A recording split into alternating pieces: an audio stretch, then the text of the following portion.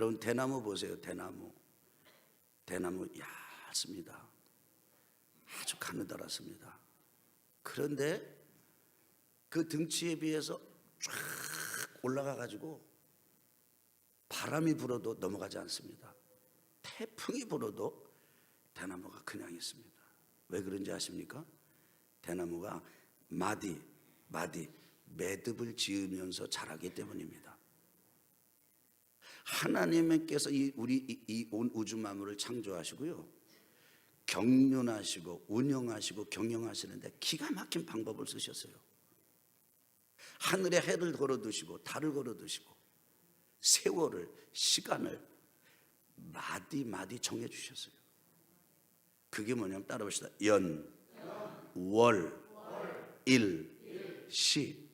뭐 그거보다 더 작게도 나눌 수 있습니다만, 날이 밝았다가 어두워지고 밤이 지나면 하루가 되게 하시고, 그것이 30일이 모이면 한 달이 되게 하시고, 그 한 달이 12번이 모이면 1년이 되게 하셨어요. 아니 여러분, 물을 어떻게 나눕니까? 물을 나눌 수 없는 것처럼 시간도 세월도 실은 나눌 수 없습니다. 우리는 이렇게 합니다. 하나님 이제 묵은 해를 보내고 새해를 맞이합니다. 여러분, 시간이 묵었다 새롭다 이렇게 할 수 있는 게 아니에요. 매일 새로운 것이에요. 매일 새로운 시간이에요. 왜냐하면 이 땅의 역사의 시간은 어제가 다시 돌아와 가지고 이렇게 돌아서 오는 게 아니고, 소위 조금 어렵게 말하면 순환되는 게 아니고, 하나님의 역사는 직선이에요. 쭉 가는 거예요. 우리가 여기 지금 1살, 2살, 3살, 4살, 5, 6살 했다가 다시 1살로 돌아가고 없잖아요. 우리는 그냥 쭉 나가는 거예요.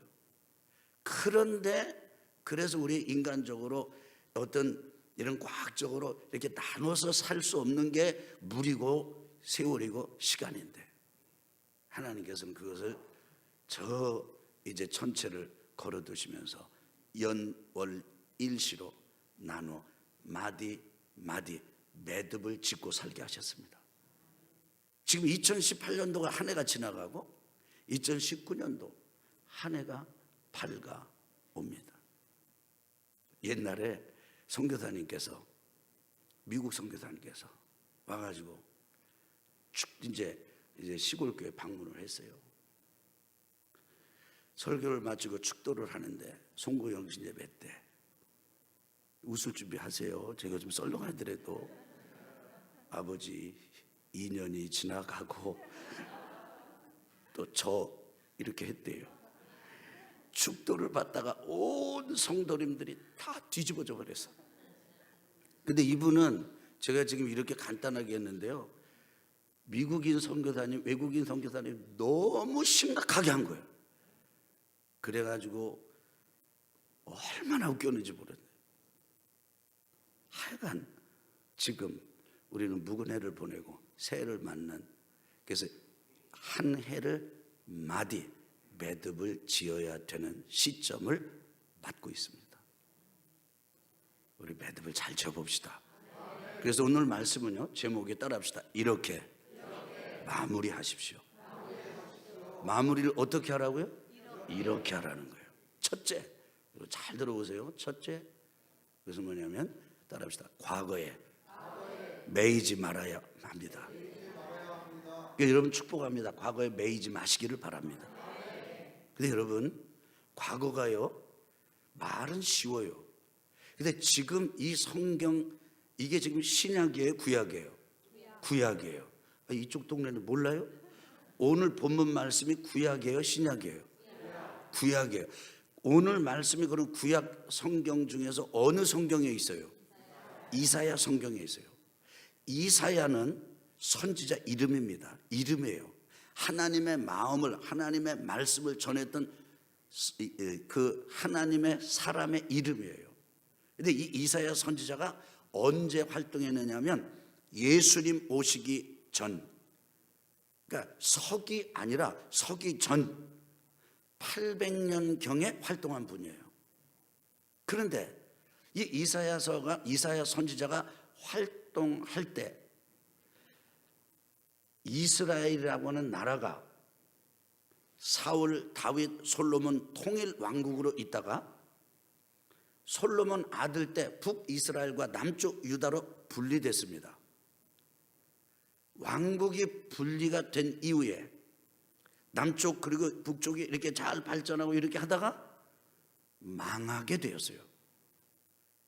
여러분, 사람이 망할 때 한 가지 이유 때문에 망하는 게 아닙니다. 자잘자잘한 수없이 많은 이유 때문에 망합니다. 여러분, 우리가 부부가 살다가 이렇게 무너질 때, 관계가 깨질 때 한 가지 이유 때문에 깨지는 게 아닙니다. 사업하다가 망할 때 한 가지 이유 때문에 망하는 게 아닙니다. 여러 가지 이유가 합쳐져서 어느 날 폭발하면 감당치 못하고 깨지는 거죠. 이 북이스라엘이 아수르에 의해서 무너졌습니다.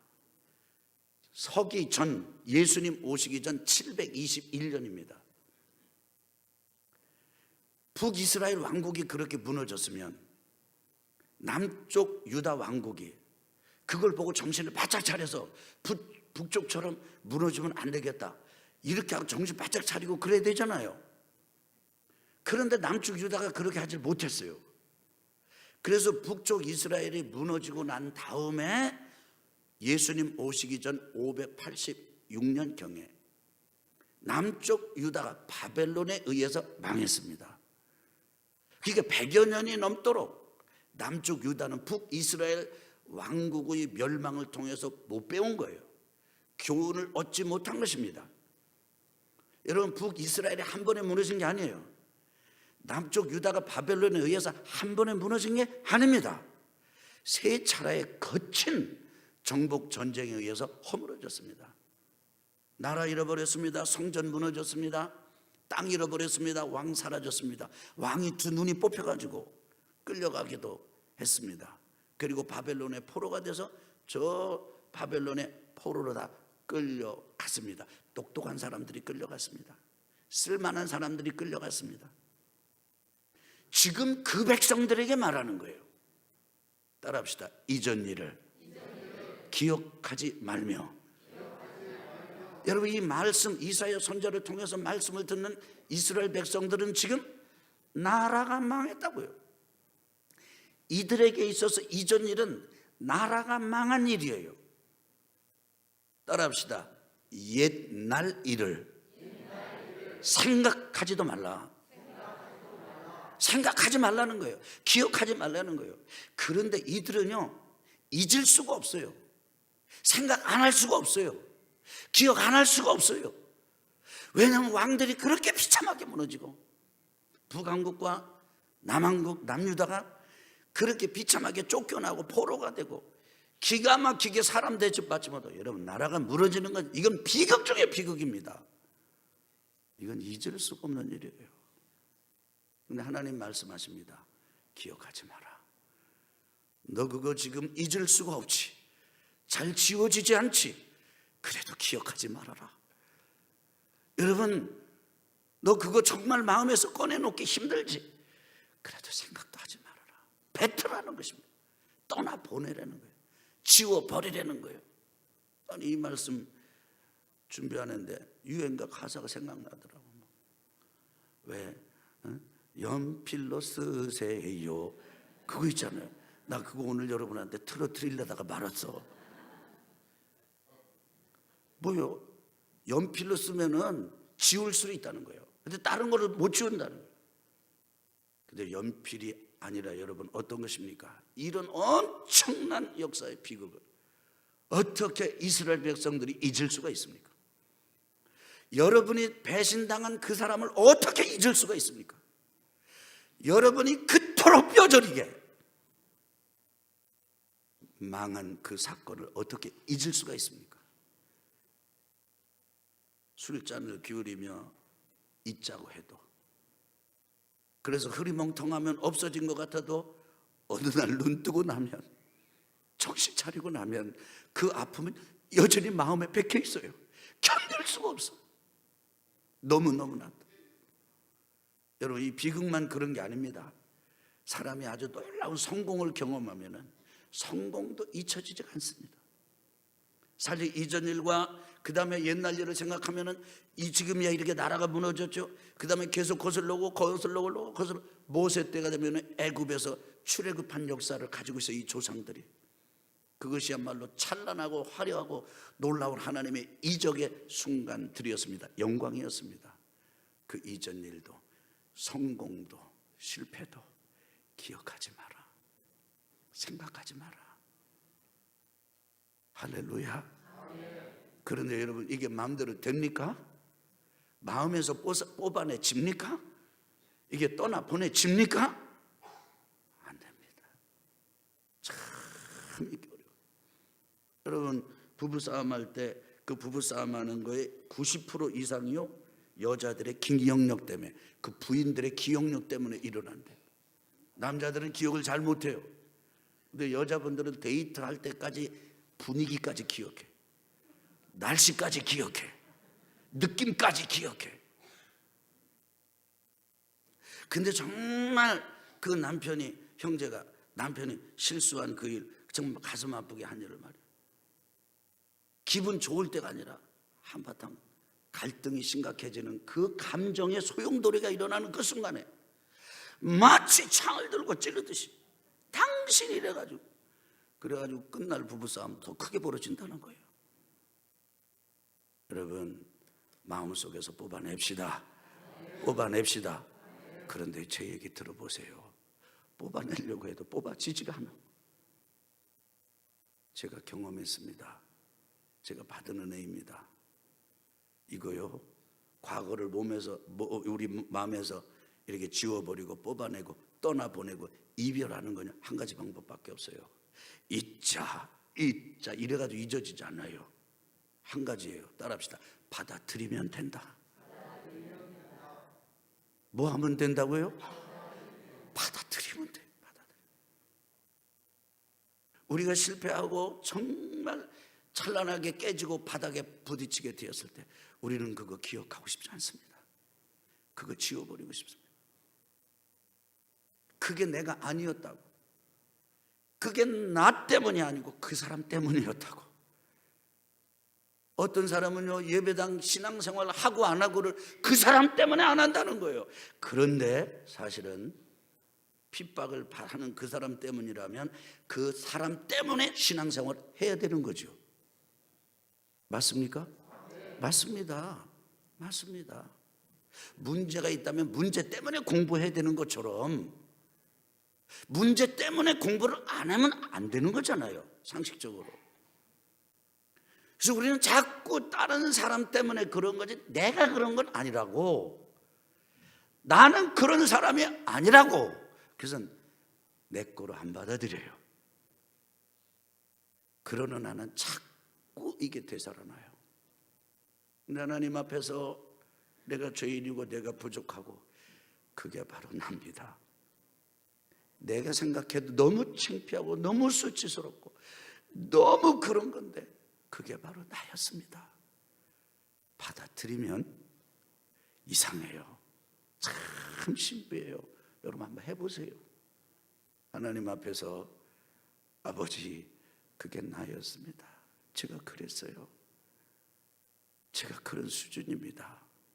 이러면요, 희한해요. 평안해요. 자유가 생겨요.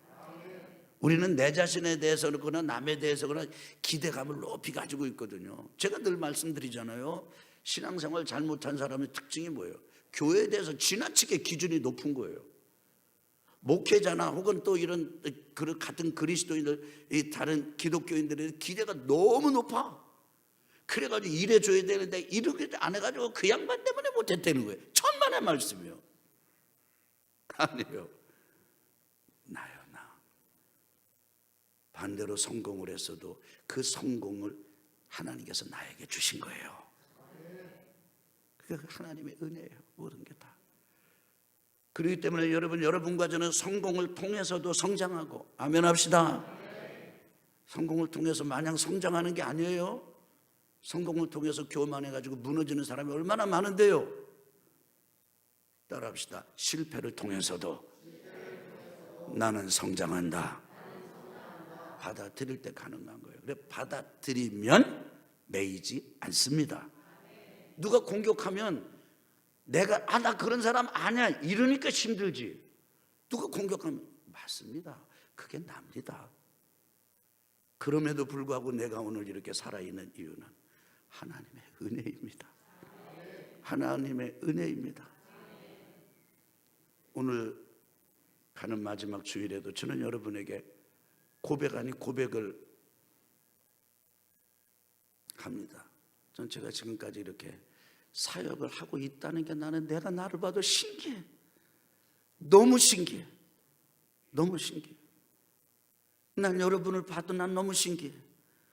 어떻게 귀한 성도님들이 10년, 20년 신앙생활을 저렇게 하시지? 난 여러분 봐도 신기해. 그렇게 안 믿던 양반이 어떻게 여기 와서 앉아 계시지? 옆에 분하고 인사합시다. 신기합니다. 신기해, 신기해, 신기해. 얼마 전까지만 해도 우리 서로 몰랐어. 그런데 만나고 서로 만나다 보니까 형제처럼 돼버렸어. 할렐루야. 과거에 얽매이지 맙시다. 두 번째로는요, 따라합시다. 미래를 한번 따라서 해보세요. 미래를 기대하시기 바랍니다. 하나님께서 포로된 그 이스라엘 백성들에게 이렇게 말씀을 하십니다. 어떻게 말씀하시냐면 따라합시다. 내가 반드시 광야에 길을 내고 어디에다가 뭐를 내요? 광야에다가 길을 내고 사막에 강을 낼 것이다. 어디에다가 뭐를 내요? 사막에다가 강을 낼 것이다. 여러분 생각해 보세요. 나라가 망했는데 나라가 망한 이스라엘 백성들에게는 그거 광야가 점잖은 표현이죠. 수준 있는 표현이죠. 광야보다도 더 못한 형편입니다. 사막보다도 더 못한 거예요. 나라가 잃어버리면 열심히 일을 해도 그건 우리 게 아니에요. 다른 나라가 가져가는 것이지. 그런데 하나님 말씀하세요. 야, 이전 일 기억하지 마. 옛날 일 마음에 담아두지 마라. 내 아들아, 내 딸들아, 내가 너희들 광야 같은 인생의 길을 낼 것이다. 사막인데 강을 낼 것이다. 할렐루야. 말씀하십니다. 저는 개업 예배를 많이 드렸습니다. 개업 예배 드릴 때는요, 성도님들이 다 기뻐해서 초청해요. 막. 그래서 제가 잊어버리면 또 전화라고 해서 또 개업 예배 드려요. 근데 폐업 예배는 못 드려봤어요. 그래서 저는 이렇게 얘기합니다. 여러분 정말 성공하길 원한다면 개업 예배 하는 것처럼 폐업 예배도 드리십시오. 폐업할 때, 망할 때 사람들은 수치심이 있습니다. 실패감이 있습니다. 너무나도 고통이 큽니다. 그러니까 그냥 하던 일 다 집어던지고 막 쳐다보기도 싫습니다. 만약에 어느 건물을 임대해서 하던 사업이라면 그 건물로 가기조차 싫습니다. 생각도 하기 싫어요. 냄새도 맡기 싫어요. 그럼 그거 매듭 안 되는 거예요. 마무리 매듭을 잘 지으려면요, 그때 정직해야 돼요. 실패한 것은 실패대로 내가 받아들이고 그게 나였다. 성공한 것도 성공한 대로 받아들이고 그것이 나에게 부어주신 하나님의 축복이었다. 받아들이고, 하나님 이렇게 문을 닫겠습니다. 그리고 다시 시작하겠습니다. 마무리가 돼야, 매듭이 잘 지어져야 그 다음에 출발을 잘 할 수 있는 것이에요. 여러분 우리 교회 셀을 합니다. 우리 교회 따라합시다. 예배, 셀, 선교, 다음 세대. 이제 올해는, 이제 내년에는 하나 핵심 가치가 하나 더 붙어가지고 이제 4가지가 됩니다. 우리는 그동안 3가지 붙들고 왔습니다. 셀을 합니다. 소그룹을 합니다. 우리 교회 등록하시는 분들이 모두 다 소그룹 셀에 들어가는 건 아닙니다. 예배를 지금 이렇게 참석하시는 분들이 한 주에 800여 명 된다. 어른들의 경우 얘기 드리는 겁니다. 그러면요, 그분들이 이 셀에 모이시는 분들은 400명에서 500명 사이의 분들이 참여하십니다. 400, 6, 70, 80, 90 이런 분들이 참여합니다. 교회 나와서 등록을 해도 새가족 양육을 하고 그래도 소그룹에 들어가는 게 힘들어요. 왜 힘든지 아세요? 너무 생각이 달라요. 소그룹을 해서 그냥 안 만나면 좋은데 만나가지고 얼굴과 얼굴을 마주대하고 서로 알고 그 사람의 내면을 알고 나면요 막 냄새나고 막 아휴 저 이렇고 막 그래가지고 진짜 그냥 소그룹을 하다 보면 막 속상할 때가 많아요. 모여서 같이 기도하고 힘이 날 때도 많지만 시간 들여야지. 그 다음에 또 내 마음을 다 열어야지. 그 다음에 또 그 말씀을 가지고 또 묵상한 것도 생각해야지. 여러분 보통 힘든 게 아닙니다. 거기다 또 우리 선교기지 성전 건축 헌금 매주 10,000원씩 또 속으로 모일 때마다 해야지. 적지 않은 부담이 될 수 있어요. 취미예요. 그게 잘 참여를 안 해. 미안하지만 그런 분은 신앙 성장 안 합니다. 우리 기독교의 영성은요 사람들을 떠나고 저 깊은 산속으로 들어가서 도 닦고 자기 깨끗하게 하는 게 기독교 영성이 아니에요. 기독교의 영성은 외돌아지고 홀로 지내는 게 아니고 따라합시다. 사람 속으로 들어가는 것이다. 그래서 너희는 세상의 빛이요. 어디의 빛이요? 근데 세상이 싫어가지고 산속으로 들어가 버리면 누가 그 세상을 밝힙니까? 그 지저분하고 그 더럽고 나 그런 사람이랑 같이 안 해. 나 말이야 교회 그래도 교회 괜찮은 데 와봤더니 이 맨날 이상한 사람들 그냥 천지야. 나는 그런 사람하고 같이 할 수 없어. 이러고 속으로 안 합니다. 그리고 외돌아집니다. 미안합니다. 이런 말씀을 드려서. 그러나 이게 진실이에요. 확실해요. 그 사람 절대 신앙이 잘하지 않습니다. 그래도 마음에 안 맞아도 뜻이 안 맞아도 생각이 달라도 여러분 사람이 다르면 어쩌면 그렇게 다릅니까? 엄청 다릅니다. 엄청 다릅니다. 사람 수만큼 다릅니다. 너무너무 달라요. 지금은 제가 어지간히 아주 그냥 단련이 되고 달아가지고요 이제는 어지간하게 이상한 사람 봐가지고는 이상하다는 느낌이 안 들어. 이상한 사람 많아요. 진짜 이상한 사람. 아우.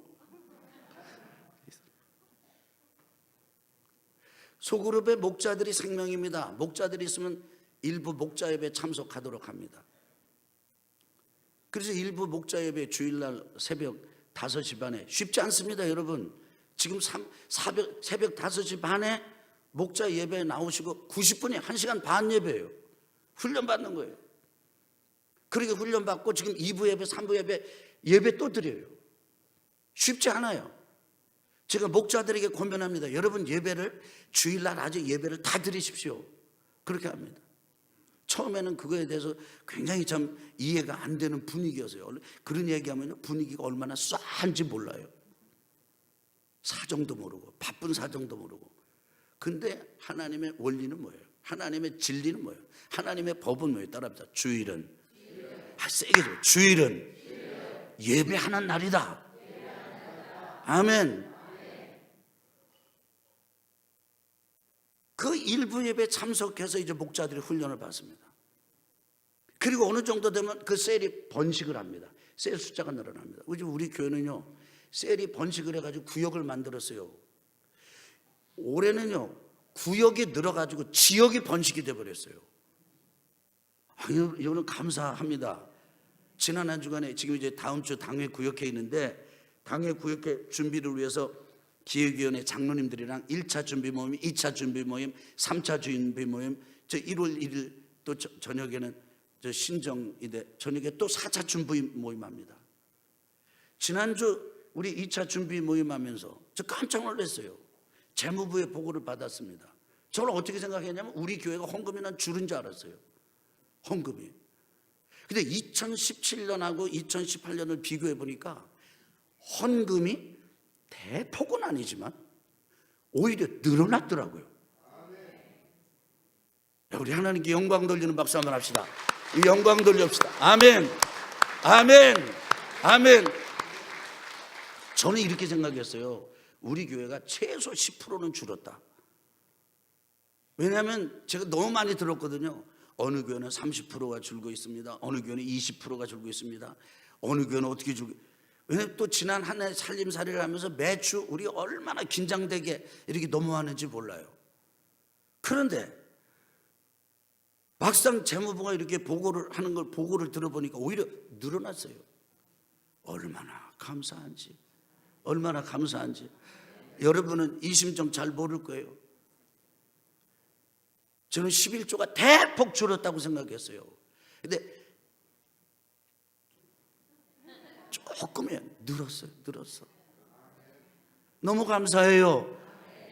헌금에 힘쓰고 신앙생활에 힘쓰신 여러분 진심으로 감사드립니다. 하나님께 영광 돌려드립니다. 이거 목자들이, 우리 소그룹 리더들이 수고하고 여러분들이 충성해서 된 일이에요. 이렇게 셀이 번식을 해서 구역이 되고 구역이 번식해서 지역을 이루고 있고 늘어나는 이런 은혜 속에서도 다 잘 되는 게 아니에요. 아예 셀이 깨지는 셀이 있어요. 저는 그걸 가지고 뭐라 하냐면 죽는 셀이라 이렇게 말합니다. 저 우리 스태프들에게 그렇게 훈련합니다. 셀이 번식해가지고 첫 번 예배 드릴 때 그 기쁨으로 가서 그 셀 모임을 인도해주고 시작해주는 것만 하지 마십시오. 셀이 깨지고 무너질 때 마지막 셀 모임 할 때 그때도 가십시오. 가서 육하 원칙에 따라 정직하게 보태지도 말고 빼지도 말고 이 셀이 왜 무너지는지, 왜 무너지게 되는, 어떻게 셀이 시작이 돼서 어떻게 무너지게 됐는가, 그 사실을 정확하게 일러주시고 절대 그분들한테 실패감을 심어주지 마십시오. 왜냐하면 실패감이 있으면 다시 시작을 못해요. 수치심을 또 심어주지 마십시오. 지금은 깨지고 무너졌더라도 여러분들이 다시 회복하고 일어나면 하실 수가 있습니다. 그렇게 얘기를 해 주십시오. 제가 그렇게 얘기합니다. 실제로 우리 교육자들이 그렇게 합니다. 이게 뭔지 아십니까? 우리는 무너지는 것에만 고통스럽게, 그것만 잔뜩 기억해요. 망한 것만 기억해. 안 된 것만 기억해. 안 된 것만 가지고 공격해요. 우리 인생이 그래요 지금. 그런데 하나님은 이렇게 말씀하세요. 내가 안 돼가지고 내 인생이 지금 광야래도 걱정하지 마라. 내가 길을 새롭게 낼 것이다. 우리 한번 오른손 꽉 쥐고 무릎을 치면서 아멘 한번 해봅시다. 내 인생이 사막과 같아도 걱정하지 마라. 내가 강을 낼 것이다. 강을 낼 것이다. 할렐루야. 저는 매 주일 새벽마다 하나님 앞에 일부 예배 때, 목자 예배 드리면서 봉헌 기도 때 헌금만 봉헌하지 않습니다. 우리 교회 목자들이 여기 있습니다. 이 목자들이 보물입니다. 하나님 우리 교회 열매입니다. 이 목자들을 받아주십시오. 여러분이 지금 저와 같이 신앙생활하면서 1년 52주 2부 예배 3부 예배 참석하면서 듣는 기도가 있을 것입니다. 예물을 드릴 때 헌금 봉헌만 하지 않습니다. 헌금 봉헌 이전에 반드시 제가 하는 게 있습니다. 그것이 뭐냐면 여러분을 하나님께 드리는 것입니다. 하나님 이 예물을 들고 온 성도들을 아버지 앞에 드립니다. 이 성도들을 받아주십시오. 왜냐하면 헌금보다 더 중요한 게 성도이기 때문이에요. 여러분이기 때문이에요. 하나님은 여러분을 천하보다 귀하게 여기셨어요. 여러분을 향해서 하나님께서 광야의 길을 내실 것입니다. 사막의 강을 내주실 것입니다. 여러분 승리하시기를 예수 그리스도 이름으로 축원합니다. 세 번째로는요, 그래도 사명의 줄을 붙잡으시기 바랍니다. 무슨 줄을 붙잡아요? 아내. 여러분 저를 보세요. 아내. 한 남자의 아내가 되는 거 사명입니다. 의지하려고 이 양반 힘을 얻고 같이 의지하고 살려고 결혼해 보니까 이게 고주박이요, 고주박. 작대기인 줄 알았더니 작대기가 아니에요. 의지할 수가 없어. 이 아내를 만나가지고 같이 위로를 서로 나누면서 살려고 봤더니 사사건건 아내가 아픔의 씨앗이에요. 눈물의 씨앗이에요. 남편이 되는 거 힘들어요. 따라합시다. 남편이 되는 것도 따라해봐요. 남편이 되는 것도, 아내가 되는 것도, 따라합시다. 남편으로 사는 것도, 아내로 사는 것도 사명이다. 어느 때는요, 엄마 사표내고 싶어요. 아빠 사표내고 싶어요. 내가 나놓고 저렇게 안 길렀는데, 기도 나 저렇게 안 했는데, 기도 응답이라면 이렇게 되는데 엉뚱한 데로 가요. 어느 때는요, 너무너무 아파요. 그래서 놓고 싶어요. 끈을 끊어버리고 싶어요. 여러분, 그래도 아버지가 되고 어머니가 되는 거 사명입니다. 사명입니다. 여러분, 이 사명의 줄을 놓지 마시길 바랍니다. 형제도 그래요. 형제가 되는 것도 사명이에요. 삼촌이 되는 것도 사명이에요. 외삼촌이 되는 것도 사명. 교회 안에서 집사, 권사, 장로, 목사가 되는 것도 사명이에요. 할렐루야. 승리하시기를 예수 그리스도 이름으로 축원합니다. 사명의 줄을 붙잡으시기를 예수 그리스도 이름으로 축원합니다.